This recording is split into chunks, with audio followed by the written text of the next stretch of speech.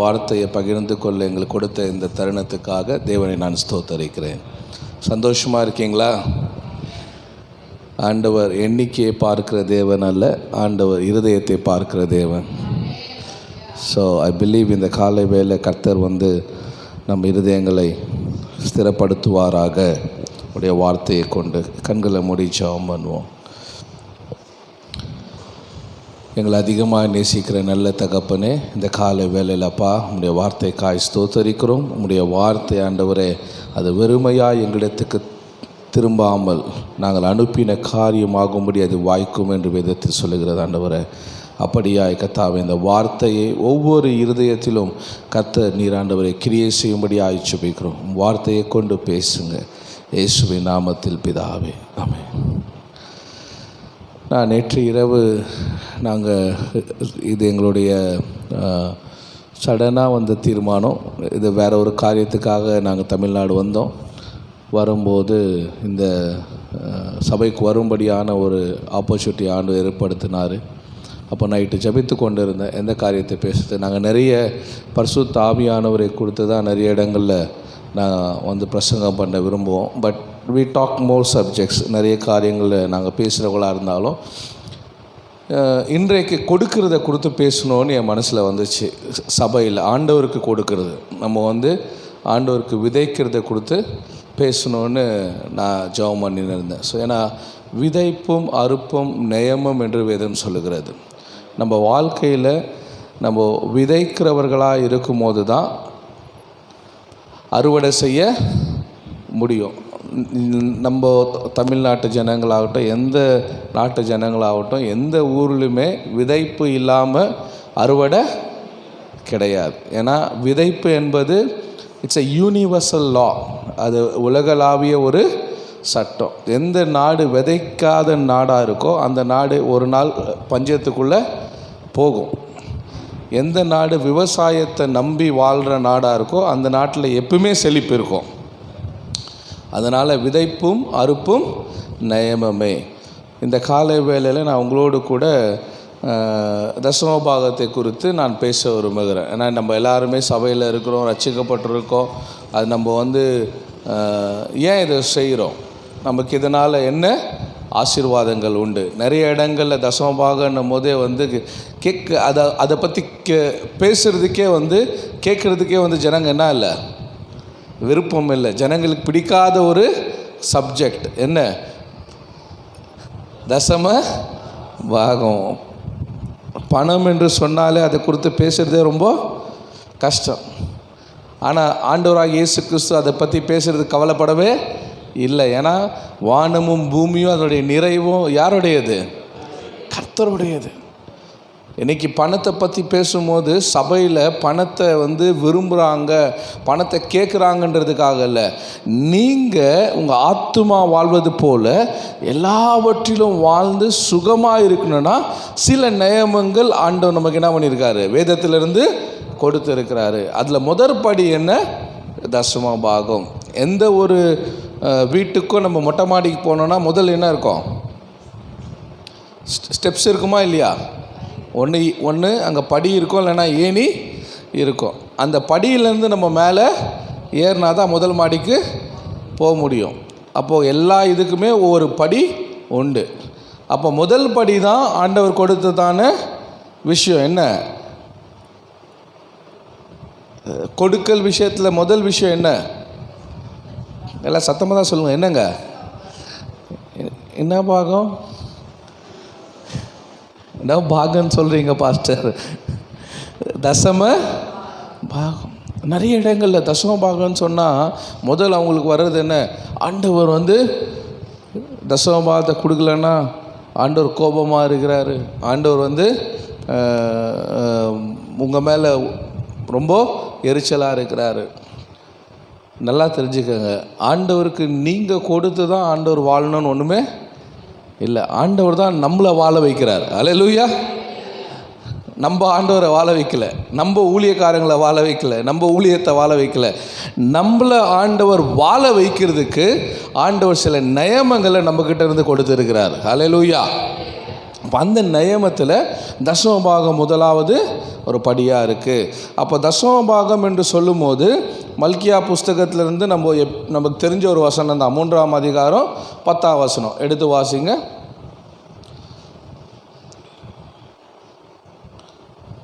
மல்கியாவின் புஸ்தகம். என் ஆலயத்தில் ஆகாரம் உண்டாயிருக்கும்படி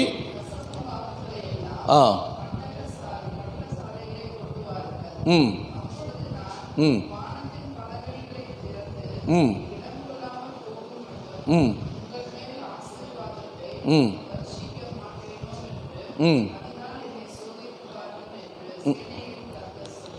அப்போ இங்கே வேதத்தில் சொல்லுகிறது, நீங்கள் இந்த வேதத்தில் எந்த வசனத்தை நீங்கள் எடுத்து நீங்கள் ஆராய்ச்சி பண்ணி வாசித்து பார்த்தாலும் எந்த இடத்துலையும் ஆண்டவர் என்ன பண்ண மாட்டார், என்னை சோதித்து பாருங்கன்னு சொல்லவே மாட்டார். ஏன்னா ஆண்டவராகிய இயேசு கிறிஸ்து பிசாசு பார்த்தீங்கன்னா சொன்ன, தேவனாகிய கர்த்தரை என்ன பண்ணாத, பரீட்சை பாராதிருப்பாயாக. மத்தேயு புஸ்தகத்தில் சொல்லுது, பிசாசை பார்த்து இயேசுசாமி சொல்கிறார், என்னன்னு, தேவனாகிய கர்த்தரை நீ பரீட்சை பாராதிருப்பாயாக. ஆனால் இங்கே ஆண்டவரே சொல்கிறாரு, என்ன பண்ணு, டெஸ்ட் பண்ணி பாரு. என்னத்தில் டெஸ்ட் பண்ணுன்றாருங்க, தசம பாகத்தில். நீங்கள் கொடுக்கறதுல அவரே சேலஞ்ச் பண்ணுறாரு. ஆண்டவரே சொல்கிறாரு, நீ கொடுத்து பாரு மகளே, நீ கொடுத்து பாரு மகனே, நீ எனக்காக கொடுத்து பாரு, நான் உன்னுடைய வீட்டை ஆஸ்வதிப்பனா இல்லையான்றதை. எப்படி ஆஸ்வதிப்பானா, வானத்தின் பலகணிகளை திறந்து, த விண்டோஸ் ஆஃப் ஹெவன், வானத்தின் பலகணிகளை திறந்து இடங்கொள்ளா போகும் மட்டும். உங்கள் ஸ்டோர் ஹவுஸில் என்ன இருக்காது, பண்டக சாலையில் வீட்டில் இடம் இல்லாத அளவுக்கு ஆண்டவர் உங்களை ஆஸ்வதிக்க மாட்டாரா இல்லையா என்பதை கொடுத்து நீ சோதித்து பாருன்னு ஆண்டவர் சொல்கிறாரு. ஹல்லேலூயா. நீங்கள் கொடுத்து சோதித்து பாரு. அப்போ தசம பாகம்னா அதோடைய லாஜிக் என்னன்னா, 100ல் 10ல் 1, 100ல் 10%. அப்போ 10ல் 1ன்னா என்ன, நம்ம 1000 ரூபா சம்பாரிச்சோன்னா அதில் 100 ரூபா என்ன, ஆண்டவருக்கு தசம பாகம். இதுதான் முதல் படி. இது எப்போ சொல்லப்பட்டது, மோசேயுடைய பிரமாணங்களில் கட்டளையாக சொல்லப்பட்டது. ஆனால் தசம பாகம் என்பது என்ன இல்லை, அது பிரமாணம் இல்லை. அது நிறைய பேர் சொல்லுவாங்க, அது பழைய ஏற்பாட்டு கட்டளை, பழைய ஏற்பாட்டு காலத்தில் வந்ததான கட்டளைகள் சொல்லுவாங்க. ஆனால் தசமபாகம் என்பது பிரமாணம் வர்றதுக்கு முன்னாடியே, கட்டளை வர்றதுக்கு முன்னாடியே கொடுக்கல் என்ன ஆயிடுச்சு, ஆண்டவர் செஞ்சிட்டார். முதல் கொடுத்தது யாரு சொல்லுங்க, முதல் காணிக்கை கொடுத்தது யாருங்க, ஆபேல் காயின். ஆபேல் காயின் கிட்ட ஆண்டவர் காணிக்கை கேட்டாருங்களா? ஆனால் அவங்க ஆண்டவரை தொழுது கொள்றதுக்கு அடையாளமாக, ஆண்டவரை வர்ஷிப் பண்ணுறதுக்கு, அவரை நேசிக்கிறதுக்கு, அவரை பின்பற்றுறதுக்கு அடையாளமாக அவங்க என்ன பண்ணாங்க, தங்களுடைய கையின் பிரயாசத்திலிருந்து என்ன பண்ணாங்க, முதன்மையானதை கொண்டு போய் ஆண்டவருக்கு கொடுத்தாங்க. He never demanded. ஆண்டவர் என்ன பண்ணல, நீ காணிக்கையை கொண்டு வான்னு சொல்ல, ஆபேல் நீ காணிக்கையை கொண்டு வான்னு சொல்ல. ஆனால் அவங்க ஆண்டவரை எப்போ ஆண்டவர் இந்த மனுஷனை படைச்சாரோ, இன்னும் சொல்லப்போனால் தசமபாகன்ற இந்த கான்செப்ட் எங்கே தங்களை ஆரம்பிச்சது, ஆதாம் ஏவாளை சிருஷ்டிக்கும் போது. ஆதாம் ஏவாளை சிருஷ்டிக்கும் போது ஆண்டு என்ன பண்ணார், ஆதாம் ஏவாளை சிருஷ்டித்து சொன்னார், இந்த தோட்டத்தில் நீங்கள் என்ன பண்ணலாம், பண்படுத்தவும் காக்கவும் கடவீர்கள். அப்படின்னா என்ன, ஆதாம் பார்த்து சொல்கிறாரு, இந்த தோட்டத்தில் நீ வேலை செய்யணும், இதை நீ பாதுகாக்கணும், நீ எதை வேணால் புசிச்சு, நீங்கள் எந்த கனியை வேணால் புசிங்க, இந்த தோட்டத்தில் எதை வேணாலும் சாப்பிடுங்க, ஆனால் ஒரே ஒரு மரத்தை மட்டும் நீங்கள் சாப்பிடக்கூடாது, அதை சாப்பிடும் நாளில் நீங்கள் சாகவே சாவீர்கள். அப்போ அந்த கான்செப்ட் என்ன, ஆதாம் டெய்லியும் தோட்டத்தில் வேலை செய்யணும், எல்லா விளைச்சலையும் ஆதாம் என்ன பண்ணோம், பாதுகாக்கணும், எல்லா காரியங்களும் பாதுகாக்கணும். ஆனாலும் ஒரு மரத்தை என்ன பண்ணக்கூடாது, அதுக்கு அவர் தண்ணி ஊற்றலாம், அதை பராமரிக்கலாம், அதை வளர்க்கலாம், ஆனால் அதில் வர பழத்தை என்ன பண்ணக்கூடாது, சாப்பிடக்கூடாது. ஏன், அது கர்த்தருடையது, பரிசுத்தமானது, அது கர்த்தருக்குரியது. அப்போ அந்த கான்செப்ட் எங்கே வந்துச்சு? ஆதாம சிருஷ்டிக்கும் போதே ஆண்டவர் கொடுத்தாரு. ஏதேன் தோட்டத்தில் வந்துடுச்சு, இந்த மரத்தை என்ன பண்ணாத, நீ புசிக்காது, இது தேவனுடையது, இது தேவனுக்குரியது, இதை நீ சாப்பிட்டீங்கன்னா சாகவே சாவ. நன்மை தீமை அறியத்தக்க அந்த மரம் என்னவா இருந்துச்சு? அது கர்த்தருக்கு கொடுக்க வேண்டியதாக இருந்துச்சு. கர்த்தருக்கு கொடுக்க வேண்டியதில் அவங்க என்ன பண்ணாங்க? கையை வச்சாங்க. அடுத்து எங்கே பார்க்குறோம்? காயின் ஆபேல். ஆபேலுடைய காணிக்கை கொண்டு வரும்போது வேதம் சொல்லுகிறது, ஆண்டவர் என்ன பண்ணார்? ஆபேலுடைய காணிக்கையை அங்கீகரித்தார். காயினுடைய காணிக்கை என்ன பண்ணல? அங்கீகரிக்கல. அப்படின்னா என்னன்னா, ஆண்டவர் நீங்கள் ஏதோ கொஞ்சம் கொடுத்தா வாங்க மாட்டார், அதிகமாக கொடுத்தா தான் வாங்குவார், அப்படிலாம் கிடையாது. 2 காசு போட்டதான அந்த ஏழையோடைய காணிக்கை, நல்லா கவனிங்க, வேதத்தில் சொல்லுது. எவ்வளோ காசு போட்டாங்க அவங்க? 2 காசு. அப்படின்னா என்ன? சுவாமி காணிக்கைக்கு முன்னாலே உட்காந்து இருக்கிறாரு, எல்லாரும் காணிக்கை போடுறத பார்த்துன்னு தான் இருக்கிறார். நீ சொல்லுங்கள், ஆண்டவருக்கு பணத்தை பார்க்குறாரா? பார்க்குறாரு. ஏன்? உங்கள் பணம் அவருக்கு முக்கியம் இல்லை, உங்கள் எண்ணங்கள் பரலோகத்துக்கு முக்கியமாக இருக்கிறது. அல்லேலூயா. உங்கள் எண்ணம், பக்கத்தில் பார்த்து சொல்லுங்கள், என்னுடைய நினைவு, என்னுடைய எண்ணம் என்னுடைய பணத்துக்கு பின்னால் அது கிரியை செய்கிறதா இருக்கிறது. அப்போ உங்கள் எண்ணம் எப்படிப்பட்டதாக இருக்கிறதோ, உங்கள் சிந்தை கொடுக்கிற விஷயத்தில் எப்படிப்பட்டதாக இருக்கிறதோ, அப்படி தான் உங்களுடைய பலகணிகள் திறக்கப்படுகிறதா இருக்கிறது. உங்களுடைய வீட்டில் ஆசீர்வாதங்கள் திறக்கப்படுகிறதா இருக்கிறது. ஏன்னா ஆண்டவருக்கு ஆஸ்வதிக்கிறதுக்கு ஒன்றும் பிரச்சனையே கிடையாது. ஆனால் யார் அவர் ஆஸ்வதிக்க விரும்புகிறாரு? கொஞ்சத்தில் உண்மையுள்ளவன் அநேகத்துக்கு அதிகாரியாக்குவார். ஆண்டவர் எதிர்பார்க்குற விஷயம் என்ன? உண்மை. நீங்கள் கொஞ்சம் விஷயத்தில், முதல் விஷயத்தில் நீங்கள் என்னவா இருக்கீங்க? உண்மையாக இருக்கீங்க. கொடுக்கல் விஷயத்தில் ஆண்டவர் சொல்கிறாரு, நீங்கள் என்ன பண்ணுறீங்க? என்னை வஞ்சித்தீர்கள்னு சொல்கிறாரு. இஸ்ரவேலை பார்த்து சொல்லும்போது சொல்கிறாரு, கொடுக்கல் வாங்கல் விஷயத்தில் நீங்கள் என்ன பண்ணீங்க? என்ன வஞ்சித்தீர்கள். ஆங்கில பைபிளில் சொல்லுது, யூ theft me. நீங்கள் திருடுனீங்க. நீங்கள் என்ன பண்ணீங்க? திருடுறீங்க. அப்போ உண்மை இருக்காங்க? சத்தமாக சொல்லுங்கள், உண்மை இருக்கா? இஸ்ரவேல் ஜனங்களை பார்த்து சொல்கிறாரு, நீங்கள் என்ன பண்ணுங்க? தசம பாகத்தில் என்ன நீங்கள் என்ன பண்ணீங்க? திருடுறீங்க. இப்போ தான் நம்ம எல்லாம் சத்தமாக சொன்னோம், கொஞ்சத்தில் உண்மையுள்ளவன் அநேகத்தின் மீது அதிகாரியாக்குவார். அப்போ இஸ்ரவேல் ஜனங்களை பார்த்து சொல்கிறாரு, கொஞ்சத்தில் கூட, முதல் ஸ்டெப்பில் கூட நீங்கள் என்னவா இல்லை?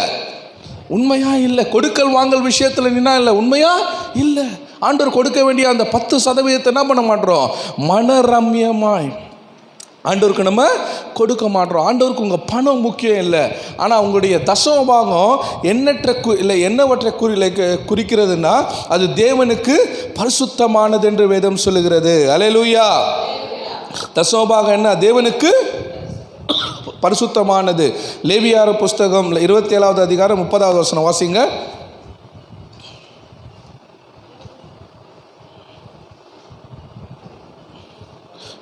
யாரா ஒருத்தர் தமிழில் வாசிங்களேன். 27:30.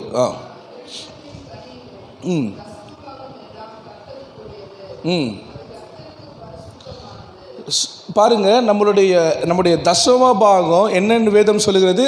கர்த்தருக்கு பரிசுத்தமானது. எல்லாம் சத்தமாக சொல்லுமா? தசம பாகம் என்ன?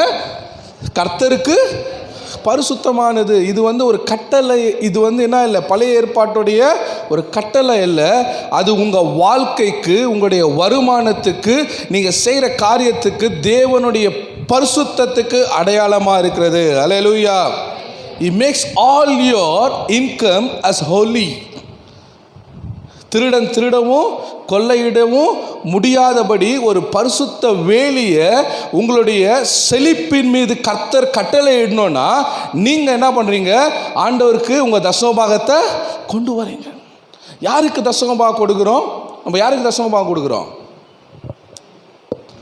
உங்களுக்கு விதையை கொடுக்குறதும் யார்? ஆண்டவராகிய இயேசு கிறிஸ்து. அப்போ நான் சொன்ன தசமபாகம் இன்னும் இல்லை, அது லா கிடையாது, அது ஆண்டவர் நமக்கு கொடுத்ததான நியமமாக இருக்கிறது. எடுத்து வாசிங்க, ஜெனசிஸ் 14வது அதிகாரம் 20வது வசனம்.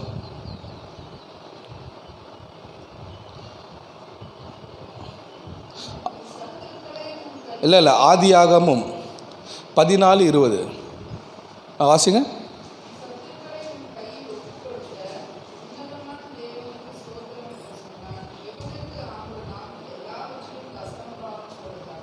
இந்த இடத்துல ஒரு சம்பவம் நடக்குது. ஆபிரகாம் போய் என்ன பண்ணுறாரு,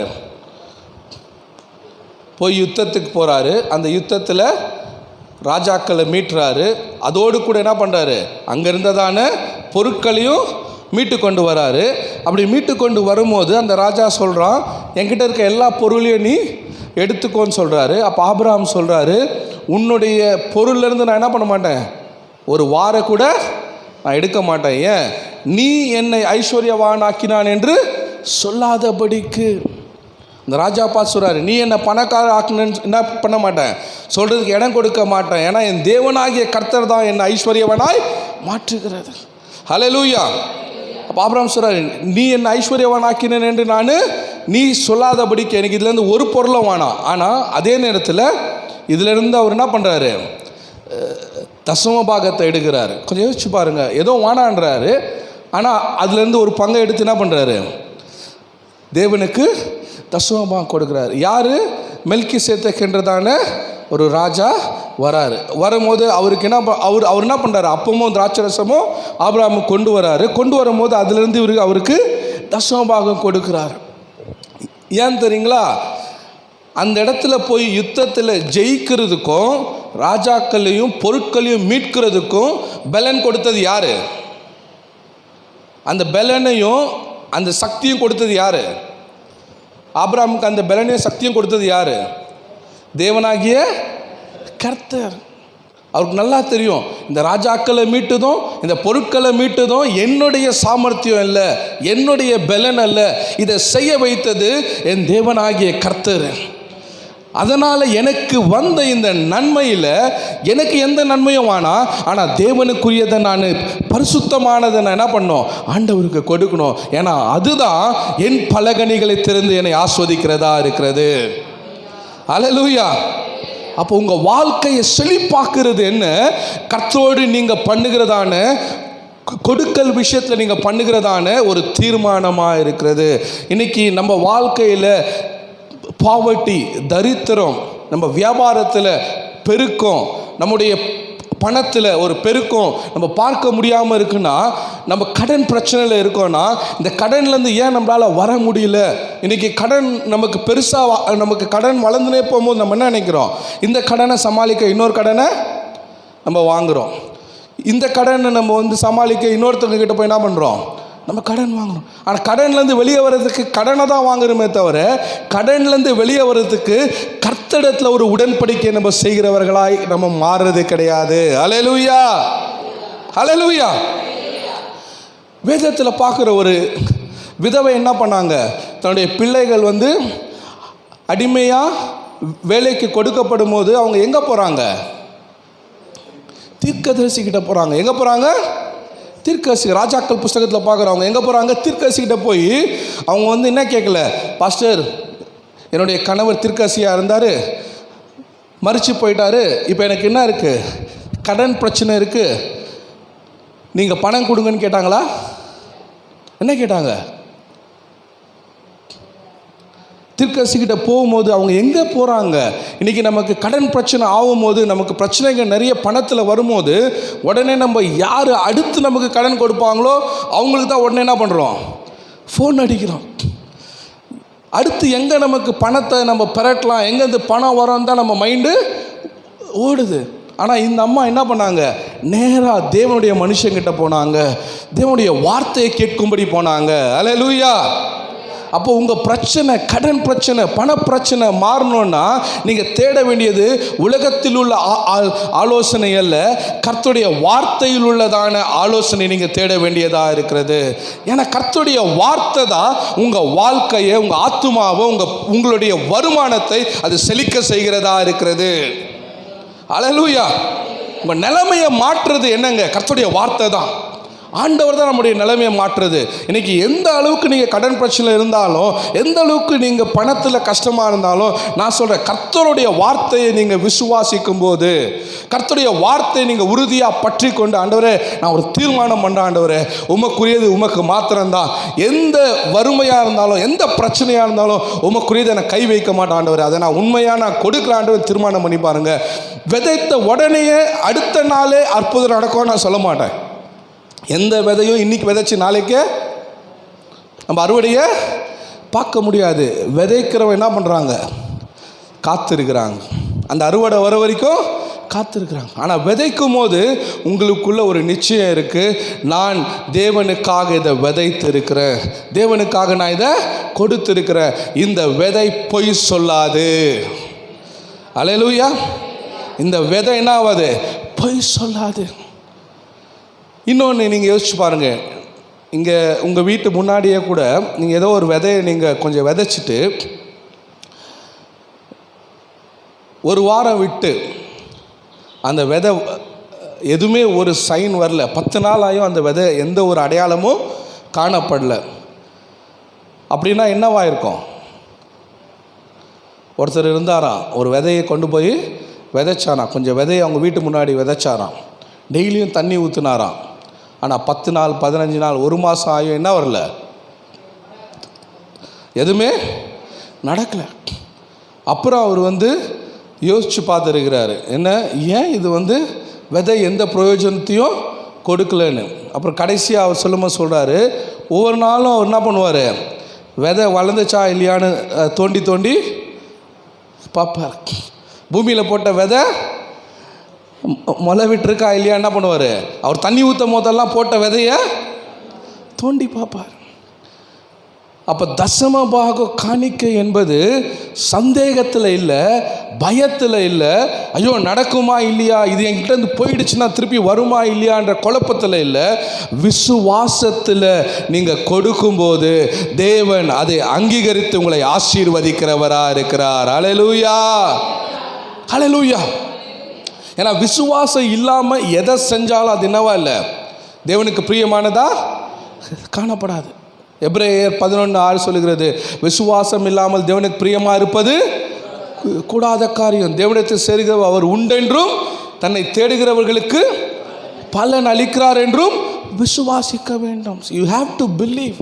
நம்ம விசுவாசிக்கணும். ஆண்டவரே இந்த தசம பாகம் உமக்குரியது. ஆபிரகாம் என்ன பண்ணார், மெல்கிசேதேக்கு அவருடைய அவர் கொள்ளையிட்ட அந்த காரியத்தில் இந்த தசமபாகத்தை கொடுத்தார். ஏன்னா அவருக்கு நல்லா தெரியும், இந்த பலனையும் இந்த ஞானத்தையும் இந்த ஒரு வெற்றியையும் கொடுத்தது எது, என்னுடைய சாமர்த்தியம் இல்லை, என்னுடைய திறமை இல்லை, எனக்குள்ள இருக்கிற தேவன் யெகோவா நிசி எனக்கு இந்த வெற்றியை கொடுத்தாரு. அதனால் எனக்கு வந்ததிலிருந்து நான் என்ன பண்ணுறேன், தேவ ஊழியக்காரருக்கு தசமபாகத்தை கொடுக்குறேன். இதை பவுல் எழுதும் போது எபிரேயர் புஸ்தகத்தை எழுதுறாரு, வாங்குற இடத்துல இருக்கிறவர் என்ன பண்ணுறாரு, ஆபிரகாம் மூலமாக கொடுத்தார் அல்லவா. அப்படின்னா என்ன, நிறைய நேரத்தில் இந்த கொடுக்கல் தசமபாகன்ற விஷயம் ஆபிரகாம் கொடுத்து 430 வருஷம் கழித்து தான் மோசே மூலமாக என்னவா வருது, கட்டளையாக வருது. தசமபாகம் கொடுக்கணும்னு இந்த கட்டளை வர்றதுக்கு எவ்வளோ வருஷம் ஆச்சு? ஆபிரகாம் தசமபாகம் கொடுக்குற அந்த நாள்லேருந்து 430 வருஷம் ஆச்சான். 430 வருஷத்துக்கு முன்பதாகவே என்ன பண்ணார், ஆபிரகாம் தசமபாகத்தை கொடுத்தார். அப்போ தசமபாகம் என்பது என்ன, அது ஒரு நயமும் கிடையாது, அது கர்த்தர் மேலே நம்ம வைத்திருக்கிறதான அன்பும் விசுவாசத்தையும் குறிக்கிறதா இருக்கிறது. தசமபாகம் என்பது என்ன, நம்ம கர்த்தர் மேலே வைத்திருக்கிற அன்பும் விசுவாசம். மை காட் ஷல் சப்ளை, என் தேவன் தம்முடைய மகிமையின் ஐஸ்வர்யத்தினால என்னுடைய எல்லா குறைவுகளை நிறைவாக்குவார். அவர் என்னுடைய தரித்திரத்தை மாற்றுவார், அவர் என்னுடைய கடனை மாற்றுவார். இந்த ஏழை விதவை என்ன பண்ணாங்க, எலிசா கிட்ட வரும்போது அவங்களுக்கு நல்லா தெரியும், இந்த அவங்களுடைய ஆலோசனை போய் என்ன இல்லை, இன்னொரு கடனை எங்கே வாங்கணும்னு இல்லை, இன்னொரு இடத்துல போய் எப்படி இந்த கடனை நான் கொடுக்கணும்னு போல, அவங்க நேராக எங்கே வந்தாங்க, கர்த்தருடைய வார்த்தையை கேட்கும்படி வந்தாங்க. தேவ ஊழியக்காருடைய வாயிலிருந்து வர வார்த்தைக்காக வந்தாங்க. அப்போ உங்கள் பிரச்சனை மாறணும்னா, ஃபைனான்ஷியலாக உங்களுடைய வாழ்க்கையில் செழிப்பை நீங்கள் பார்க்கணுன்னாக்கா நீங்கள் எங்கே வரணும்? தேவனுடைய வார்த்தையை முன்னிட்டு தான் நீங்கள் வரும்போது நான் சொல்கிறேன், உங்களுடைய வறுமையை கர்த்தர் மாற்றுகிறவராக இருக்கிறார். அதற்கு முதல் படி என்ன? தசம பாகம். இந்த தசம பாகத்தை புதிய ஏற்பாடில் பவுல் சொல்லும்போது சொல்றாரு, அன்றைக்கு வாங்கக்கூடியவர் என்ன பண்ணாரு? மெல்கிசேத் ராஜாக்கு ஆபிரகாமின் மூலமாக கொடுத்தாரு. அப்படின்னா லேவி என்றதான ஒரு கோத்திரத்தை பவுல் எழுதுறாரு. லேவி என்ற ஒரு கோத்திரம்னா என்ன? ஆசாரியர்கள், பாஸ்டருங்க, ஊழியக்காராக இருக்கிறவங்க. நிறைய நேரத்தில் நீங்கள் நினைக்கலாம், பாஸ்டருங்க வரையும் தசம பாகத்தை வாங்குறாங்க, காணிக்க வராங்க. நான் சொல்கிறேங்க, எங்களுக்கு நிறைய சபைகள் இருக்குது, நிறைய ஊழியக்காரங்க இருக்கிறாங்க. நாங்கள் வாங்கிறத விட கொடுக்கறதுல தான் நாங்கள் மகிழ்ச்சி அடைகிறோம். அல்லேலூயா. ஏன்னா கொடுக்குறவன் என்றைக்கும் ஏழையாக மாட்டான். கொடுக்குறவங்க என்றைக்குமே ஏழையா ஆக மாட்டாங்க. அது சபைக்கு மட்டும் இல்லை, உலக நியமம் கூட அவ்வளோதான். ஏன்னா இது யூனிவர்சல் லா. இன்னைக்கு தேவனை அறியாதவர்களுக்கு கூட நான் சொல்கிறேன், எப்படி சூரியன் எல்லா ஜனங்களுக்கும் உதிக்கிறதோ, எப்படி மழை எல்லா ஜனங்கள் மேலே பெய்கிறதோ, அப்படி தான் கர்த்தர் போட்டதான நியமமும் சட்டமும் கூட. இன்றைக்கி நான் 3வது மாடியிலேருந்து நான் கீழே குதிச்சேன்னு வச்சுக்கோங்க, நான் கீழே வருவேன்னா மேலே போவேண்ணா. அதே இடத்துல மோடி அவரை இல்லைன்னா யாருன்னா ஒரு பெரிய ஆளை கொண்டு நீங்கள் ஒரு ஜம்ப் பண்ணுங்கன்னு சொன்னால் அவங்க மேலேருந்து குதிச்சாங்கன்னா அவங்க பறப்பாங்களா, கீழே வருவாங்களா? யார் நின்று மேலேருந்து குதிச்சாலும் கீழே தான் வருவாங்க. ஏன்? அது புவியீர்ப்பு சக்தி, அதை மாற்ற முடியாது. அப்போது ஒரு நியமம்னு ஒன்று ஆண்டவர் என்ன பண்ணியிருக்கிறாரு? பூமியில் வச்சிருக்கிறார். அதான் விதைப்பும் அறுப்பும். அது யார் செஞ்சாலும் அவங்க வாழ்க்கையில் எந்த விஷயத்தில் அவங்க செய்கிறாங்களோ அதில் அவங்க பெற்றுக்கொள்கிறவர்களாக இருக்கிறாங்க. அல்லேலூயா. பணத்தில் செய்கிறவங்களுக்கு தேவன் பணத்தில் என்ன பண்ணுறாரு? பெருக்கத்தை கொண்டு வராரு. உங்கள் குணத்தில் நீங்கள் செய்யும் போது உங்கள் குணத்திலும் பெருக்கத்தை கொண்டு வராரு. எப்படி பாஸ்டர் குணத்தில் செய்கிறது? நீங்கள் எந்த அளவுக்கு நீங்கள் மன்னிக்கிறவங்களா இருக்கிறீங்களோ, நீங்கள் எந்த அளவுக்கு இன்னொருத்தவங்கள மன்னிக்கிறவங்களா இருக்கிறீங்களோ அந்த அளவுக்கு உங்களுக்கு பரலோகத்தில் மன்னிக்கப்படும். ஹல்லேலூயா. நீங்கள் எந்த அளவுக்கு விட்டு கொடுக்குறவங்களா இருக்கீங்களோ அந்த அளவுக்கு உங்கள் வாழ்க்கைக்கு ஜனங்களை ஆண்டவர் அனுப்புவார். அவங்க உங்களுக்காக விட்டு கொடுத்து உங்களை ஆஸ்வதிக்கிறவங்களா இருப்பாங்க. நீங்கள் எந்த அளவுக்கு பிறரை நேசிக்கிறீங்களோ அந்த அளவுக்கு தேவன் என்ன பண்ணுவார்? உங்களை நேசிக்கும்படியான ஒரு கூட்ட ஜனத்தை உங்களை சுற்றி வச்சிருப்பார். நீங்கள் சொல்லலாம், பாஸ்டர் என்னை யாருமே நேசிக்க மாட்டுறாங்க. நான் சொல்கிறேன், நீங்கள் எவ்வளோ பேரை நேசிக்கிறீங்க? நீங்கள் எவ்வளோ பேரை நேசிக்கிறீங்க? நேசிக்கிறதுனா என்ன? கிரியை இல்லாத அன்பு என்னவா இருக்குது? செத்ததாக இருக்குது. நான் நேசிக்கிறேன்னு சொல்லி பக்கத்தில் இருந்து என் சகோதரன் ஒருத்தர் பசியாக சாப்பாடு கேட்டானாக்கா நான் அவனுக்காக ஜபிக்கிறேன்னு நம்ம சொல்லி அனுப்புறதும் அவனுக்கு ஒரு வேளை சாப்பாடை கொடுத்து நீங்கள் ஜபிக்கிறதும் பெரிய வித்தியாசத்தை ஏற்படுத்தும். நான் அவனுக்காக ஜபிக்கிறேன்னு சொல்லும்போது அவங்க உடனே என்ன பண்ண மாட்டாங்க? இயேசுனுடைய அன்பை பார்க்க மாட்டாங்க. ஆனால் நீங்கள் ஒரு வேளை அவங்களுக்கு சாப்பாடு கொடுத்த பிறகு இயேசு உங்களை நேசிக்கிறான்னு சொல்லுங்கள், அந்த வார்த்தை அவங்க வாழ்க்கையை கூட தொடுகிறதா இருக்கிறது. அல்லேலூயா. அப்போ நம்ம எதை விதைக்கிறோம்? ஆவிக்குரியதை விதைக்கும் போது ஆவிக்குரியதை நம்ம அறுக்கிறோம். மாம்சத்துக்குரியதை விதைக்கும் போது மாம்சத்துக்குரியதை அறுக்கிறோம். அப்போ நம்ம எதை விதைக்கிறோமோ அதை நிச்சயமாக அறுக்கிறவர்களாக இருக்கிறோம். 1 கொரிந்தியர் புஸ்தகம் அதான் சொல்லுகிறது. 1 கொரிந்தியர் புஸ்தகத்தை எடுத்து வாசிப்போம். 9வது அதிகாரம் 7வது வசனம். 2 கொரிந்தியர் 9:7 வாசிங்க சிந்தியா.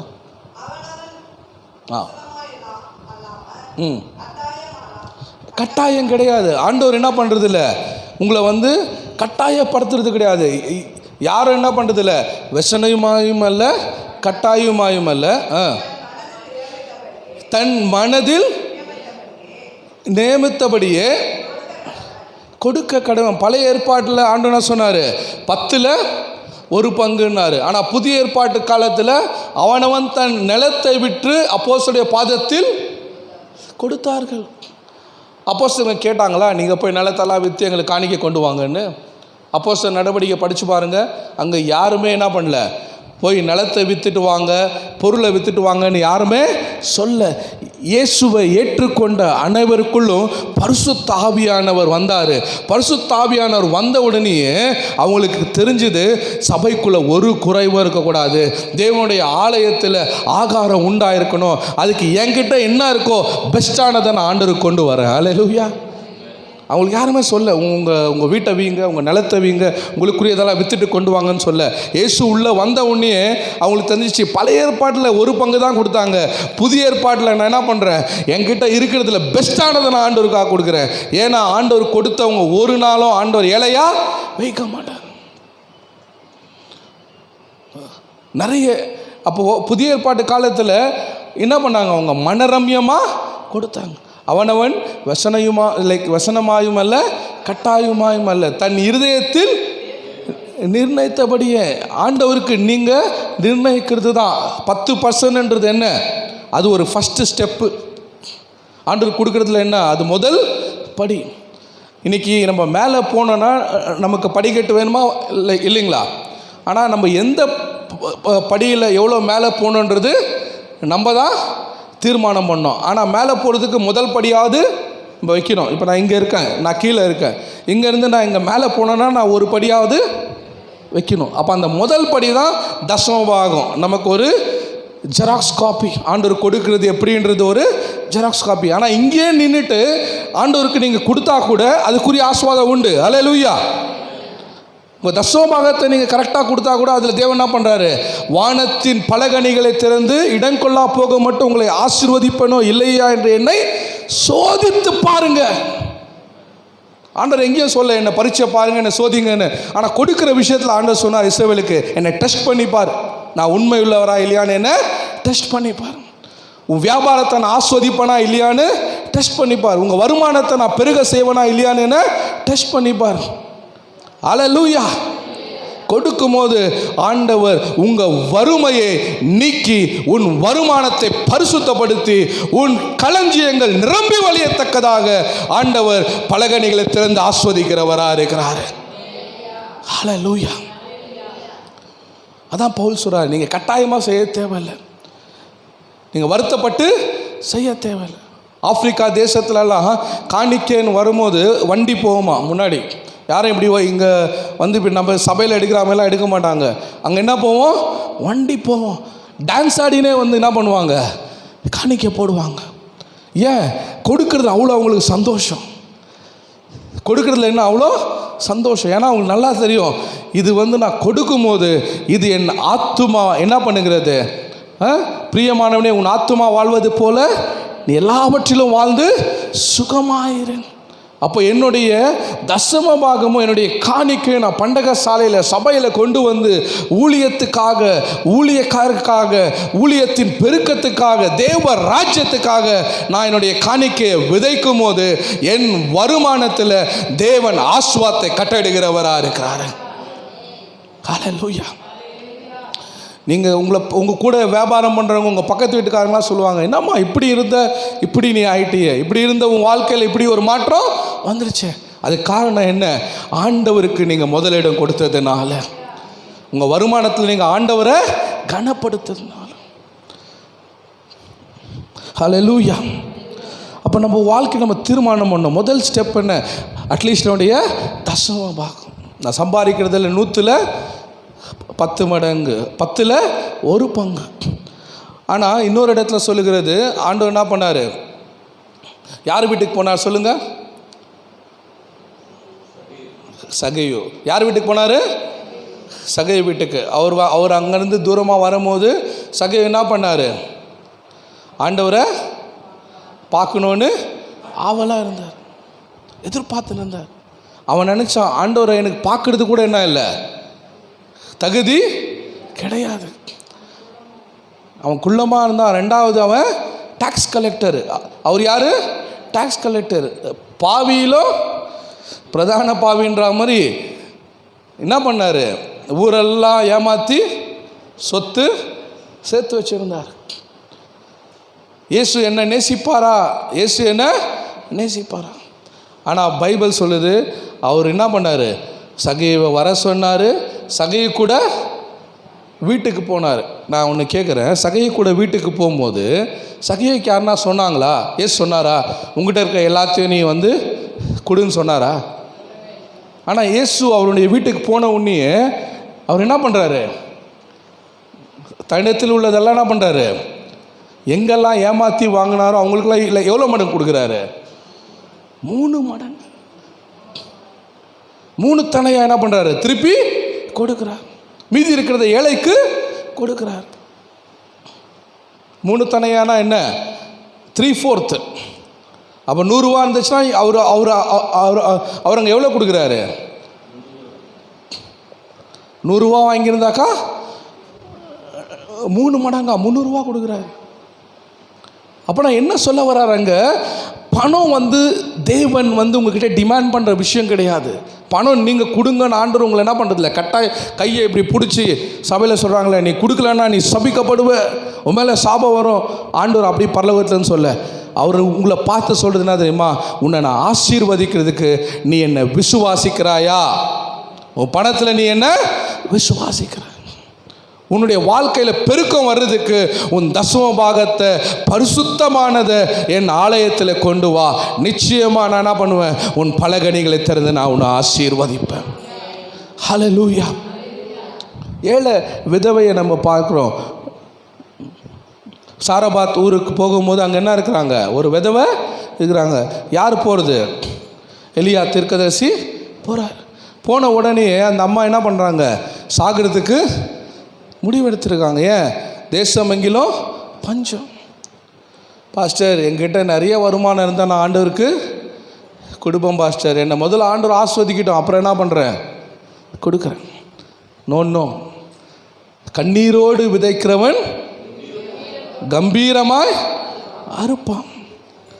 கொஞ்சத்தில் விதைக்கும் போது தான் நிறைய வந்தாலும் விதைப்போம். ஆனால் கொஞ்சத்தில் நம்ம விதைக்கலைன்னா ஆண்டவர் உங்களை எப்படி நம்பி நிறைய கொடுக்க முடியும்? யோசிச்சு பாருங்கள். கொஞ்சத்தில் நம்ம கொடுக்குற மனசு இல்லைன்னா, 100 ரூபாவில் 10 ரூபா கொடுக்கறதுக்கு நமக்கு மனசு இல்லைன்னா, நாளைக்கு உங்ககிட்ட ஆண்டவர் 1 கோடி ரூபாய் கொடுக்கும்போது நீங்கள் 10 கோடி ரூபா கொண்டு வந்து சபை கொடுப்பீங்களா? இல்லை இல்லை 1 கோடி ரூபா கொடுக்கும்போது நீங்கள் ஆண்டவருக்கு வந்து 10 லட்ச ரூபா கொடுப்பீங்களா?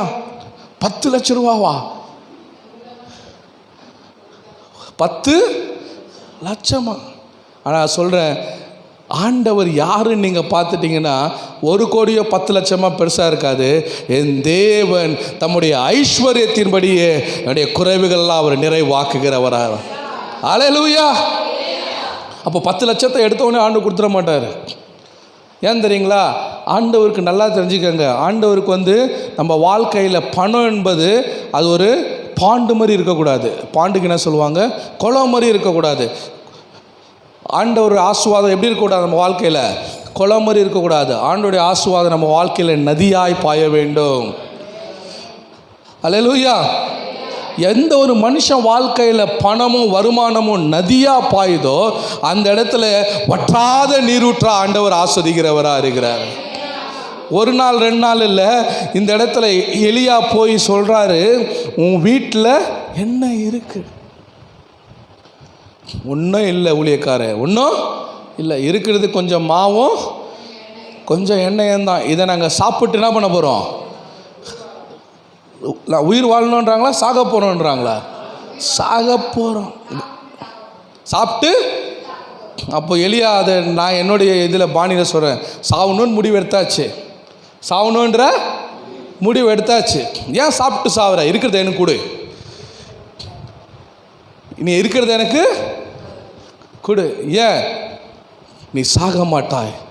பஞ்சம் முடிகிற வரைக்கும் தேவன் உன்னை பிழைக்க செய்கிறவராக இருக்கிறார். ஹல்லேலூயா.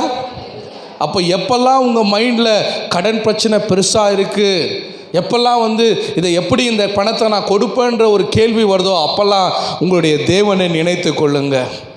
உங்கள் கைகளில் இருக்கிறதான விதையை நினைத்து கொள்ளுங்க. ஆண்டவர் உங்ககிட்ட என்ன இல்லையோ அதை பற்றி பேசவே மாட்டார். உங்ககிட்ட என்ன இல்லையோ அதை பற்றி பேசவே மாட்டார். என்ன இருக்கோ அதை சொல்லுவார். உன்னுடைய ஒரே பேரான ஏகசுதனும் ஒரே குமாரனுமாகிய ஈசாக்கு என்ன பண்ணு? கொண்டு வா. ஆபிரகாம், என்ன ஆண்டவரே, இவருக்காக தான் 25 வருஷம் நான் காத்திருந்தேன். இதை நான் ரொம்ப பொத்தி பொத்தி வளர்த்தேன். என் எண்ணம், என் ஆசை, என் கனவு எல்லாம் இந்த ஒரே மகன். சில நேரம் நம்ம வாழ்க்கையில் அப்படிப்பட்ட விஷயங்களை நம்ம வச்சுருப்போம். நம்ம நினைப்போம், இதுதான் என்னுடைய ஃப்யூச்சர், இதுதான் என்னுடைய ஃப்யூச்சர் சேவிங்கு, இதுதான் என்னுடைய ஃப்யூச்சருக்கான ஒரு பிளானு. ஆண்டு சொல்லுவார், போ பேங்க்கில் வித்ட்ரா பண்ணி வந்து சபை கட்டுறாங்க, சபைக்கு கொடு. அல்லேலூயா. 10 வருஷம் சேர்த்து வச்சுருக்கேன், ஒரே நாளில் எப்படி நான் எடுத்து கொடுக்க முடியும்? அது எவ்வளோ பெரிய விஷயம் தெரியுமா? நான் சொல்கிறேன், கர்த்தர் யார் என்பதை நீங்கள் சின்ன விஷயத்தில் பார்த்துட்டிங்கன்னா 10 வருஷம் சேவிங்லாம் ஒன்றும் இல்லை. 10 வருஷம் நீங்கள் சேவ் பண்ணதை கர்த்தர் 10 நாளில் அதை 30, 60, 100 மடங்காக பெருக செய்ய அவர் வல்லமுள்ள தேவனாக இருக்கிறார். அல்லேலூயா. தேவன் அப்படி செய்ய முடியும். அப்போது உங்கள் வாழ்க்கையில் முதலாவது எங்கேருந்து ஆரம்பிக்கணும்? தசம பாகத்திலிருந்து. எல்லா பாகத்தில் சொல்லுங்கள், தசம பாகத்தை இனிமேல் நான் என்ன பண்ணுவேன்? தேவனுக்கு கொடுப்பேன். அதை கொடுக்கும்போது உறுதியாக சொல்லுங்கள், தேவனே நான் விசுவாசிக்கிறேன். இது வரைக்கும் எனக்கு மெடிக்கல் செலவு நிறைய இருந்துச்சு, இது வரைக்கும் எனக்கு வீட்டில் ரிப்பேர் செலவு நிறைய இருந்துச்சு, இது வரைக்கும் என் பணம் அங்கங்கே வீணாக போச்சு. ஆனால் இந்த மாதம் என்னுடைய வருமானத்திலிருந்து நான் என்ன பண்ணுறேன்? ஒரு பங்கை ஆலயத்தில் ஆகாரம் உண்டாயிருக்கும்படி தேவனுக்காக நான் என்ன பண்ணுறேன்? இதை கொண்டு வந்து விதைக்கிறேன். இதை நான் கட்டாயமாக செய்யலை, மனரம்யமாக செய்கிறேன். இதை என்ன பண்ணுங்க? உகந்த வாசனையாக நீங்கள் பெற்றுக்கொள்ளுங்க. பவுல் சொல்கிறாரு, நீங்கள் எனக்கு கொடுத்தீங்க, நான் உங்களுக்கு திருப்பி கொடுக்குறேன்னு சொன்னாரா? அவர் என்னன்னு சொன்னார்? எடுத்து வாசிங்க, பிலிப்பியர் புஸ்தகம் 4ஆம் அதிகாரம் 17 வாசிங்க.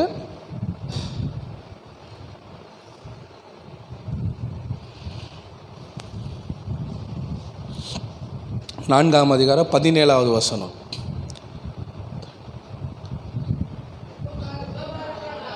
எல்லாம் கூட வாசிக்கலாம், வாசிக்க தெரிஞ்சவங்களாம் எடுத்து வாசிங்க. உபகாரத்தை நான் நாடாமல் உங்கள் கணக்குக்கு என்ன வரணுமா? பலன் பெருகணும். இந்த பூமியில் உங்களுக்கு கணக்கு இருக்கா இல்லையா எனக்கு தெரில. மோடி கவர்மெண்ட் என்ன பண்ணாங்க? இலவசமாக எல்லாருக்கும் பேங்க் அக்கௌண்ட்டை ஓப்பன் பண்ணி கொடுத்தாங்க. இந்த பூமியில் வங்கி உங்களுக்கு ஓப்பன் ஆகிருக்கா இல்லையா எனக்கு தெரில. ஒருவேளை உங்கள் எல்லாருக்கும் ஒரு பேங்க் அக்கௌண்ட் இருக்குன்னா, பேங்க்குன்னு ஒன்று இருந்தாங்க என்ன இருக்கும்? பணம் போடுற வசதி நமக்கு இருக்கும். போடுறதும் எடுக்கிறதும் இருக்குமா இல்லையா? நம்ம பேங்க்கில் போடலாம், வேணுன்னும் போது நம்ம எடுத்துக்கலாம். அது ஒரு சேவிங் அக்கௌண்ட். இங்கே அவர் சொல்கிறாரு, பரலோகத்தில் உங்களுக்கு ஒரு கணக்கு இருக்குது. பரலோகத்தில் என்ன இருக்குது? இப்போ ஜெயராஜுடைய பேரில் என்ன இருக்குது? ஒரு அக்கௌண்ட்டு இருக்குது. அந்த அக்கௌண்ட்டில் அவர் சொல்கிறாரு, உங்ககிட்டேருந்து வர பணத்தை நான் எதிர்பார்க்கல, உங்ககிட்டேருந்து வர பணத்தை நான் என்ன பண்ணல, நான் எதிர்பார்க்கல. ஆனால் உங்கள் கணக்குக்கு பலன் பெருகும்படியே, உங்கள் கணக்குக்கு என்ன ஆகணுமா? பலன் பெருகும்படியே. அப்போ உங்களுடைய கணக்கு பரலோகத்தில் என்னவா இருக்கணும்? பலன் பெருகி இருக்கணும். எப்படி பெருகி இருக்கும்? இன்றைக்கி நிறைய பேருடைய கணக்கு எங்கே பெருகி இருக்கும் தெரியுமா? குடிக்காரங்களுடைய கணக்கெல்லாம் எங்கே பெருகி இருக்கும்? சாராய கடையில். கரெக்டாக சொல்லுங்கள். இப்போ குடிக்காரங்களுடைய கணக்கு எங்கே பெருகி இருக்கும்? சாராய கடையில். இன்றைக்கி அவங்களுடைய வீட்டில் சாப்பாடு இருக்கோ இல்லையோ, அவங்க மனைவி பிள்ளைகள் நல்லா இருக்காங்களோ இல்லையோ, அவங்களுடைய கடன் பிரச்சனை மாறிச்சோ இல்லையோ, ஆனால் பணம் வந்த உடனே எங்கே கணக்கு பெருகும்? சத்தமாக சொல்லுங்கள், எங்கே கணக்கு பெருகும்? சாராய கடைக்கு. போஜன பிரியனுடைய கணக்கு எங்கே பெருகும்? ஹோட்டல். அவங்க பணம்லாம் எங்கே போவோம்? ஹோட்டலுக்கு தான் போகும். ஏன்னா வேதம் சொல்லுகிறது, உங்கள் பொக்கிஷம் எங்கேயோ அங்கே உங்கள் இருதயம் இருக்கும். அப்போ உங்களுடைய கணக்கு எங்கே பெருகுது? உங்கள் இருதயம் எதை நிறைய யோசிக்குது, எதை நிறைய நேசிக்குது, எதை நிறைய பின்பற்றுதோ அங்கே தான் உங்கள் பணமும் போகும்.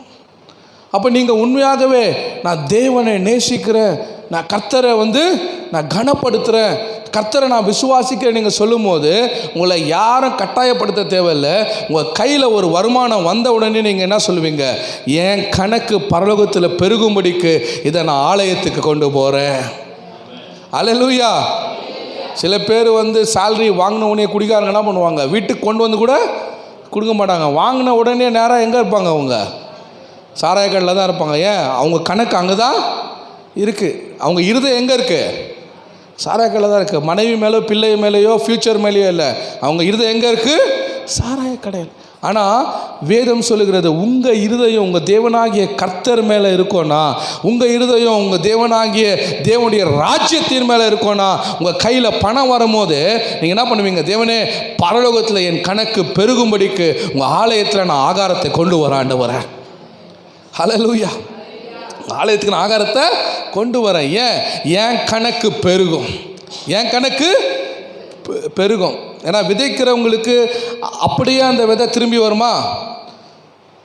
எலியா கிட்ட அவங்க கொண்டு போய் கொடுத்தது என்ன? கொஞ்சம் எண்ணெய், கொஞ்சம் மாவு, அதில் சுட்ட ஒரு அப்பம். அவங்க கையில் கொடுத்தது என்ன? ஒரு அப்பம். ஆனால் அவங்களுக்கு நடந்த அற்புதம் என்ன?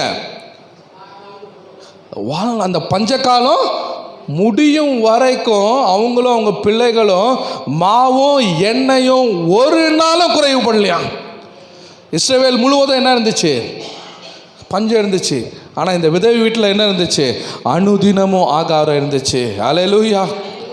உங்களுடைய கணக்கு பூமியினுடைய கணக்காக இருக்கக்கூடாது. உங்களுடைய கணக்கு என்ன வரக்கூடாது? பூமியினுடைய கணக்காக இருக்கக்கூடாது. இந்த மாதம் என் சேலரி இல்லை, நான் தசமபாகம் கொடுத்துட்டேன்னா எப்படி ஸ்கூல் ஃபீஸை கட்டுவேன்? எனக்கு வர வருமானத்தில் நான் தசமபாகமோ இல்லை ஸ்பெஷல் காணிக்கையோ நான் கொடுத்துட்டேன்னாக்கா எப்படி நான் வீட்டுக்கு ரேஷன் வாங்குவேன்? நான் சொல்கிறேன், எல்லாத்தையும் நீங்கள் என்ன பண்ணுங்கள், சைடில் ஒதுக்கி வச்சுட்டு முதல் எப்படி நீங்கள் கரண்ட் பில்லை கட்டுறதுக்கு முக்கியத்துவம் கொடுக்குறீங்களோ, எப்படி உங்கள் பிள்ளைக்கு ஃபீஸ் கட்டுறதுக்கு முக்கியத்துவம் கொடுக்குறீங்களோ, எப்படி உங்கள் வாடகை கட்டுறதுக்கு முக்கியத்துவம் கொடுக்குறீங்களோ, அதை விட மேலே தேவனுக்கு கொடுக்கறதுல நீங்கள் முக்கியத்துவம் கொடுத்து பாருங்கள். அப்போ ஆண்டவர் உங்கள் கையில் இருக்கிற வருமானத்தை காட்டிலும் பரலோகத்தின் பலகணிகளை திறப்பார். அவருடைய மகிமையின் ஐஸ்வர்யத்தை திறப்பார். நீங்கள் எதிர்பார்க்காத நன்மை உங்களை தேடி உங்கள் வீட்டுக்கு ஆண்டவர் கொண்டு வருகிறவராக இருக்கிறார். ஹல்லேலூயா. ஹல்லேலூயா. 1 லட்சம் வாங்கினவன் கூட அந்த மாதம் முடியும் போது கடனில் இருப்பான். ஆனால் 10,000 வாங்கி கர்த்தரை கனப்படுத்துகிறவன் அந்த மாதம் முடியும் போது அவன் கையில் ஒரு 1000 ரூபாவது எக்ஸ்ட்ரா இருக்கும். ஹல்லேலூயா. அப்போ அதை நம்ம விசுவாசிக்கணும். ஆண்டவர் என்ன பண்ணோம்? அவரே சொல்கிறார், என்னை சோதித்துப்பார், என்ன டெஸ்ட் பண்ணிப்பார். கொடுக்குறதுல என்ன பண்ணு? டெஸ்ட் பண்ணு. ஆனால் நம்ம ஆண்டவரை டெஸ்ட் பண்ணுறதுக்காக நம்ம பண்ணுறதில்ல. நம்ம அவரை நேசிக்கிறோம், அவரை விசுவாசிக்கிறோம் என்றதுக்கு நம்ம என்ன பண்ணுறோம்? கொடுக்கல அவரோடு கூட நம்ம பங்குள்ளவர்கள் ஆகிறோம். ஆண்டோடு கூட என்ன பண்ணுறோம்? கொடுக்கல பங்குள்ளவர்களாக இருக்கும். அடுத்த வசனத்தை வாசிங்க, 18வது வசனத்தில்.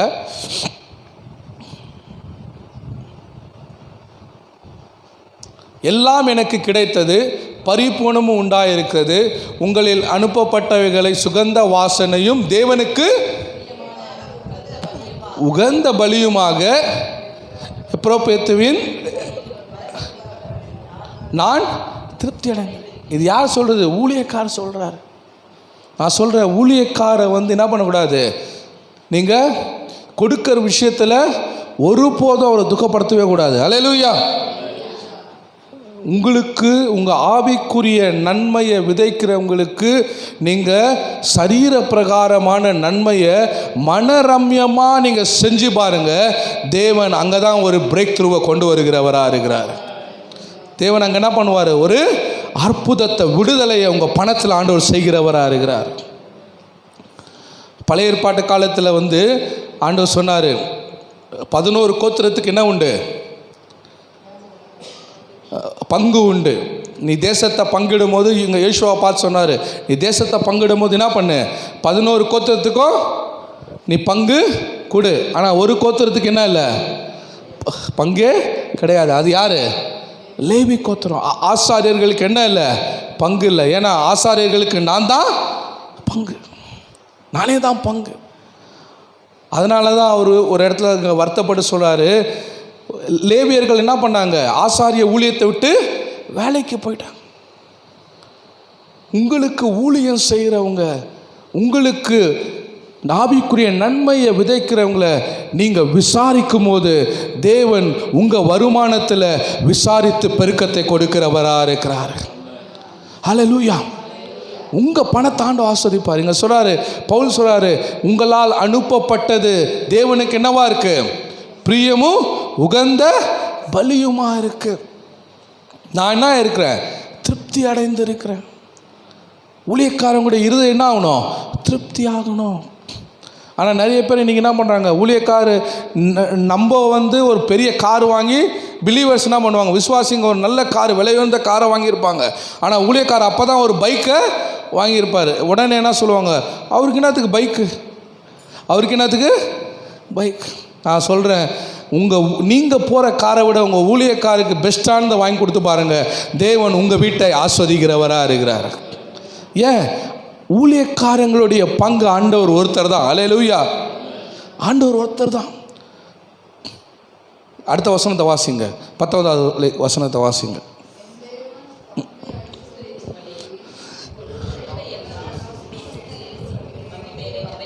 மகிமையில் நிறைவாக்குவார். இங்கே பவுல் சொல்கிறாரு, நீங்கள் ஒரு காணிக்கை எனக்கு அனுப்புனீங்க, அதை நான் பெற்றுக்கொண்டேன், அது தேவனுக்கு உகந்த பலியும் அது என்னவா இருக்குது? தேவனுக்கு பிரியமாக இருக்குது. இப்போது நான் உங்கள் கஷ்டத்துக்கு திருப்பி தரேன்னு சொன்னார் அவர். சில பேர் அப்படியே இருக்கிறாங்க, பாஸ்டருக்கு நான் எவ்வளோ காணிக்கை கொடுத்துருப்பேன், பாஸ்டருக்கு எவ்வளோ நான் செஞ்சுருப்பேன், என் கஷ்டத்துக்கு பாஸ்டர் என்ன பண்ணல, திருப்பி தரல. நான் சொல்கிறேன், பாஸ்டர் திருப்பி கொடுக்கறதுக்காக கொடுத்தீங்கன்னா உங்கள் கஷ்டம் மாறாது. அல்லேலூயா. நீங்கள் கொடுக்கறது இயேசுவுக்கு விதைக்கிறவர்களாக இருக்கீங்க. அல்லேலூயா. உங்கள் கொடுக்கல் யாருக்கு? தேவனுக்கு. உங்கள் காணிக்கை மனுஷரை பிரியப்படுத்த அல்ல. யாரை பிரியப்படுத்த? தேவனை பிரியப்படுத்த. தேவனுக்கு உகந்த வாசனையான பலியாக உங்கள் தசம பாகமும் காணிக்கையும் சபைக்கு வரும்போது, அப்போ பவுல் சொல்றாரு, தன் மகிமையின், அவருடைய மகிமையின் ஐஸ்வர்யத்திலிருந்து உங்களுக்கு ஒரு குறைவு வரும்போது நீங்கள் அவரை நோக்கி கூப்பிடுவீங்க. ஆபத்து காலத்தில் என்னை நோக்கி கூப்பிடுவாய், நான் உனக்கு மறு உத்தரவு தருவேன். சில நேரத்தில் பணத்தில் சில பேர் கூப்பிட்டுனே இருப்பாங்க, மறு உத்தரவே வராது. அப்போ ஆண்டவர் கேட்கலையா ஜபத்தை? ஆண்டவர் ஜபத்தை கேட்குறாரு, ஆனால் நியமத்துக்காக காத்திருக்கிறாரு. அல்லேலூயா. ஆண்டவர் ஜபத்தை கேட்குறாரு, ஆனால் ஜபம் அற்புதம் நடக்கணும்னா சில விஷயம் நம்ம வாழ்க்கையில் மாறணும். நீங்கள் ஜெபம் பண்ணுறீங்க, என்னென்ன, ஆண்டவரே ஆபத்து காலத்தில் நான் உம்மை நோக்கி கூப்பிட்றேன், எனக்கு உத்தரவு தாங்கன்னு. அதே நேரத்தில் இன்னொரு சத்தம் வருது, என்னென்னு, நீங்கள் என்னை கொள்ளையிட்டீங்க, என்னை வஞ்சித்தீங்க. எதில் ஆண்டவரே வஞ்சித்தோம்? எதில் ஆண்டவரே திருடினீங்க? தசம பாகத்தில் அல்லவோ. நீங்கள் எதில் திருடுறீங்க? தசம பாகத்தில். அப்போ உங்களுடைய காணிக்கை ஆண்டவருக்கு முன்னால் உகந்த வாசனையாக போகும்போது உங்கள் கூப்பிடுதலின் சத்தத்துக்கு அவருடைய மகிமையின் ஐஸ்வர்யத்தின் கதவுகள் திறக்கப்படுகிறதா இருக்கிறது. அல்லேலூயா. பிசாசு கூட உங்கள் ஆசீர்வாதத்தை திருட முடியாது. அல்லேலூயா. ஏன்னா நீங்கள் ஆண்டவருக்கு முன்னால் சொல்கிறீங்க, ஆண்டவரே என் வருமானம் உமக்கு முன்பாக பரிசுத்தமாக கொண்டு வந்திருக்கிறேன், நான் உங்களுக்கு கொடுத்துருக்கிறேன் ஆண்டவரே, இப்போ நான் விசுவாசமாக கேட்குறேன், என் குறைச்சல்ல நான் உங்களை நோக்கி கூப்பிடுகிறேன். அப்பொழுது தேவன் வானத்தின் பலகணிகளை திறக்கும் போது உங்கள் வீட்டில் உங்கள் மடியில் அது அமுக்கி குலுக்கி விழுபடிக்கு ஆண்டவர் செய்கிறவராக இருக்கிறார். அல்லேலூயா. ஒரு தீர்மானம் எடுங்க சபையார. நீங்கள் கொடுக்குறவங்களா இருந்தீங்கன்னா ரொம்ப சந்தோஷம். ஒருவேளை நீங்கள் கொடுக்கறதுல ரொம்ப நீங்கள் அசட்டை உள்ளவர்களாக இருந்தீங்கன்னா இன்றைக்கி நான் சொல்கிறேன், கொடுக்கறதுல ஆண்டோடு ஒரு உடன்படிக்கை பண்ணுங்க. நான் சொல்கிறேன், இந்த வருடத்தில் தேவன் அமுக்கி குலுக்கி உங்கள் மடியில் விழும்படிக்கு உங்களுடைய பொருளாதாரத்தில் ஒரு பெரிய மாற்றத்தை ஆண்டவர் கொண்டு வருவாராக. அல்லேலூயா. எவ்வளோ கொடுக்கணுன்றது நாங்கள் சொல்கிறது இல்லை. முதல் படி 10ல் ஒரு பங்கு அது மாத்திரம்தான் கொடுக்கணும் பைபிள் சொல்ல. உங்கள் இருதயத்தில் நிர்ணயித்தபடியே ஆண்டவர் கொடுத்து பாருங்க. தாவீது சொல்றாரு, நீதிமானுடைய பிள்ளைகள் அப்பத்துக்கும் என் கண்கள் என்ன பண்ணுறதில்ல, பார்க்கல. ஆண்டவர் கொடுத்து உங்கள் வீட்டில் சாப்பாடு இல்லாமல் ஆண்டவர் விட மாட்டார். அல்லேலூயா. ஆண்டவருக்கு கொடுத்து நீங்கள் வாடகை கட்டாமல் கஷ்டப்பட முடியாது, ஆண்டவர் விடவே மாட்டார். ஆண்டவருக்கு கொடுத்து உங்கள் வியாபார நஷ்டத்தில் போகும்படி ஆண்டவர் விடவே மாட்டார். ஒருவேளை அப்படிப்பட்ட சூழ்நிலை நீங்கள் போய் கொண்டு இருக்கீங்கன்னா நல்லா தெரிஞ்சுக்கோங்க, விதைக்க ஒரு காலம் உண்டு. விதை உடனே என்ன பண்ணாது, விளைச்சலை கொண்டு வராது. அப்படின்னா என்ன, உங்கள் விதையை விதைச்சிட்டிங்க, இன்னும் ஒன்றுமே பார்க்கல, அதுக்காக சோர்ந்து போய் என்ன பண்ணக்கூடாது, நம்ம கொடுக்கறத நிறுத்திடக்கூடாது. விதைக்க ஒரு காலம் உண்டு. சில விதைகள் சில காலம் எடுத்துக்கும். சில விளைச்சல்கள் ஒரு வருஷத்துக்கு தான் வரும், சில விளைச்சல்கள் 3 மாதத்தில் வரும். அப்போ நம்ம விதைத்திருக்கிற விதை நிச்சயமாய் நம்ம விசுவாசிக்கும் போது அது பலன் கொடுக்கிறதா இருக்கிறது. ஆனால் காலங்கள் என்னாகும், தாமதிக்கலாம். ஆனால் கர்த்தர் உண்மையுள்ளவராக இருக்கிறாரு. கர்த்தர் உண்மையுள்ளவராக இருக்கிறார். விதைச்ச நீங்கள் சந்தேகப்படாமல் அனுதினமும் ஸ்தோத்திரம் பண்ணினே இருக்கும்போது, எப்பெல்லாம் விதைக்க உங்களுக்கு ஆண்டவர் ஆப்பர்ச்சுனிட்டி கொடுக்குறாரோ, ஆப்பர்ச்சுனிட்டிக்கு என்ன சொல்லுவாங்க, சந்தர்ப்பம் கொடுக்குறாரோ, எப்பெல்லாம் தேவன் உங்களுக்கு விதைக்கும்படியான ஒரு சந்தர்ப்பம் கொடுக்குறாரோ, சோர்ந்து போகாதீங்க. நிறைய விதைக்க தேவையில்லை, என்ன முடியுமோ கொடுக்கறதுல சந்தோஷமாக கொடுத்து பாருங்க. நான் சொல்கிறேன், உங்கள் விதை ஒன்றொன்னா விதைச்சினே இருக்கும்போது ஒரு காலம் வரும். அந்த காலத்தில் நீங்கள் அறுக்கிறதுக்கு நேரம் இல்லாதபடிக்கு அறுவடையை அறுத்து கொண்டே இருப்பீங்க. ஹல்லேலூயா. உங்கள் பொருளாதாரத்தில் வளர்ச்சியாக நீங்கள் பாற்றுக்கொண்டே இருப்பீங்க. ஆனால் ஒரு காலம் என்னவா இருக்கும், நீங்கள் விதைச்சினே தான் இருக்கும். என்ன இது, நான் கொடுத்துன்னு இருக்கிறேன், தசமபாகம் கொடுக்குறேன், 1 மாதம் கொடுக்குறேன், 2 மாதம் கொடுக்குறேன், 3 மாதம் கொடுக்குறேன், ஒரு பெரிய மாற்றம் வரலையே அப்படின்னு சோர்ந்து போகாதீங்க. நான் சொல்கிறேன், 6 மாதத்துலேயோ 1 வருஷத்துலேயோ உங்கள் பொருளாதாரத்தில் கடன் இல்லாமல் கடன் கொடுக்கும்படியான ஒரு மாற்றத்தை ஆண்டவர் கொண்டு வருகிறார் இல்லையா பாருங்கள். ஹல்லேலூயா. நிச்சயமாக ஆண்டவர் செய்வார். ஆனால் நம்ம என்ன பண்ணோம், தொடர்ந்து கொடுக்கறதுல சோர்ந்து போகக்கூடாது.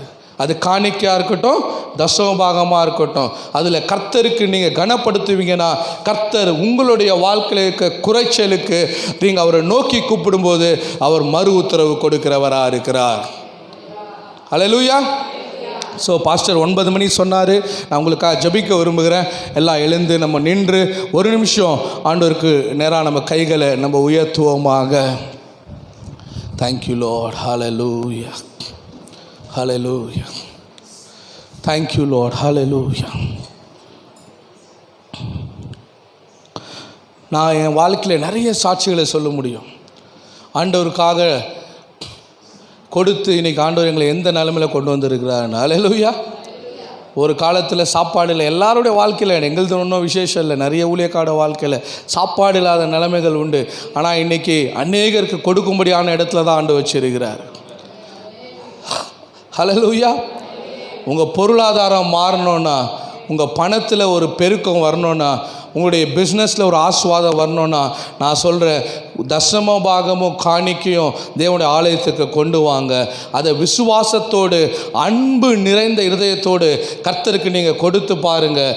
தேவன் உங்களுடைய பொருளாதாரத்தை மாற்றுகிறாரா இல்லையா என்று சோதித்து பாருங்கள். ஹல்லேலூயா.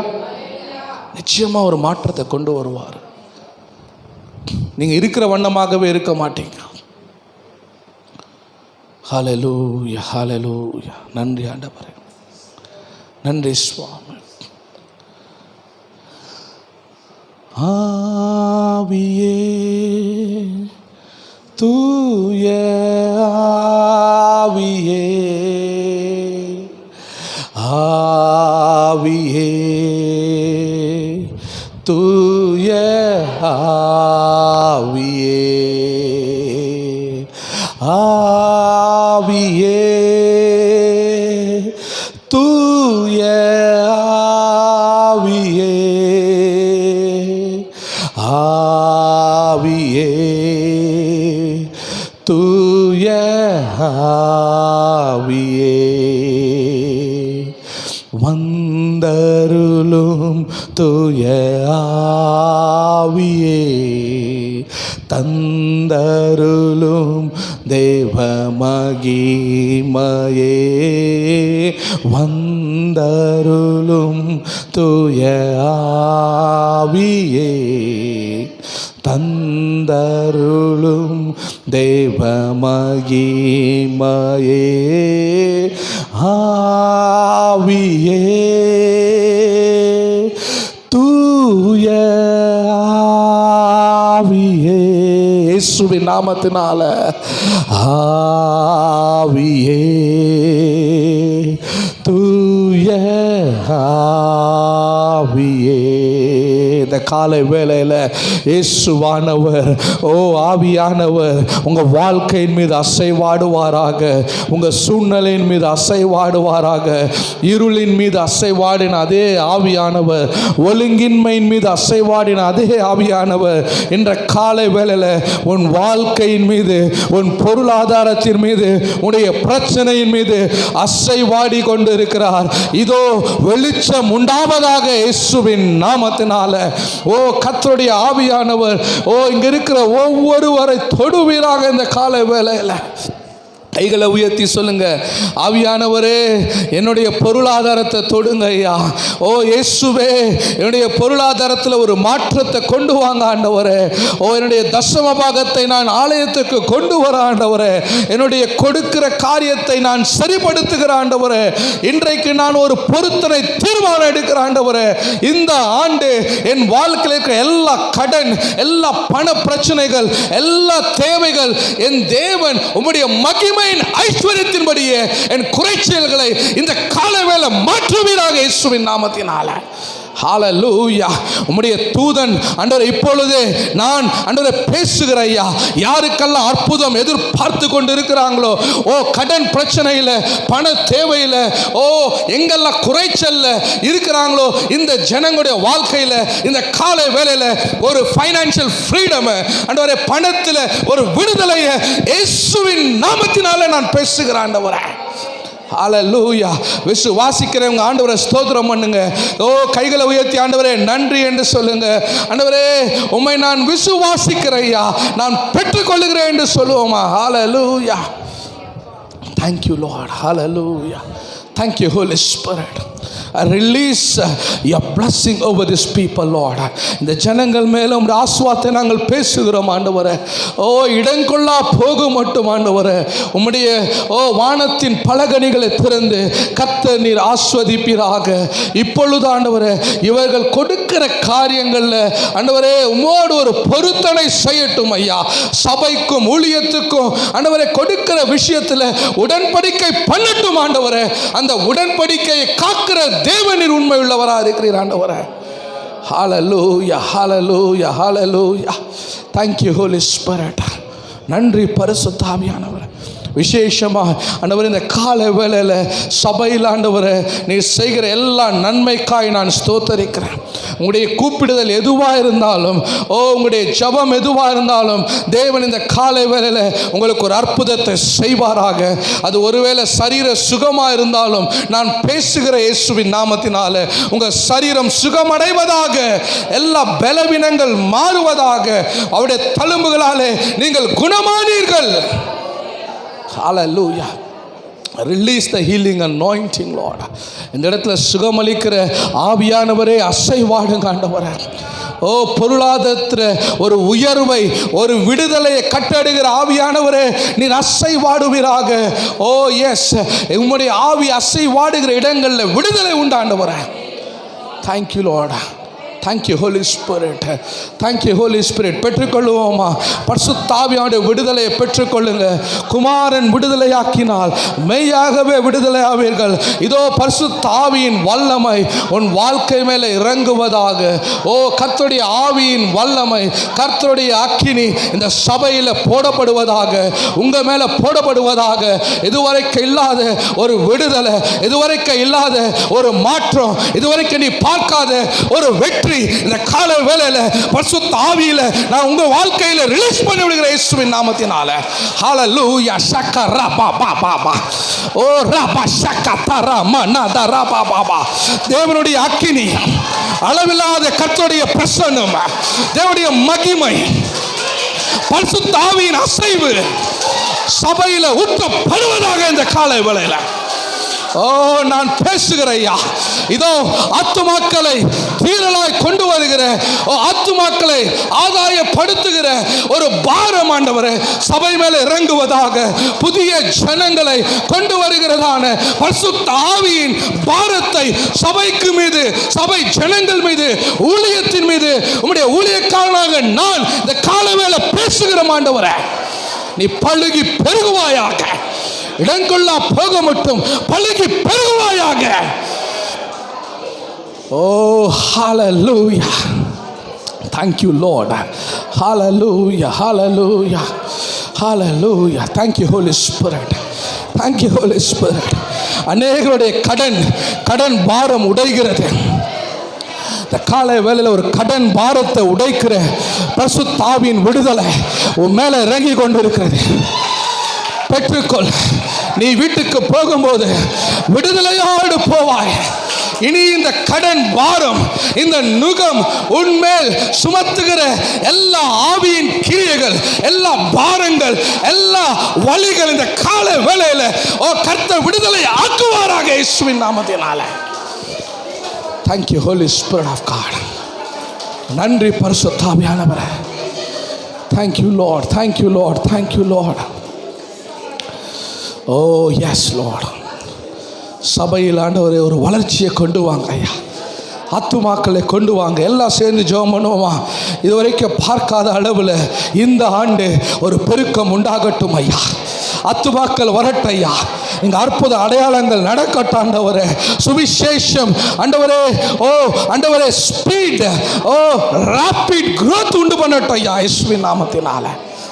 சுவிசேஷம் ஆண்டவரே பரவட்டும் ஐயா. அநேகர் வாழ்க்கை தொடரட்டும் இயேசுவின் நாமத்தினால.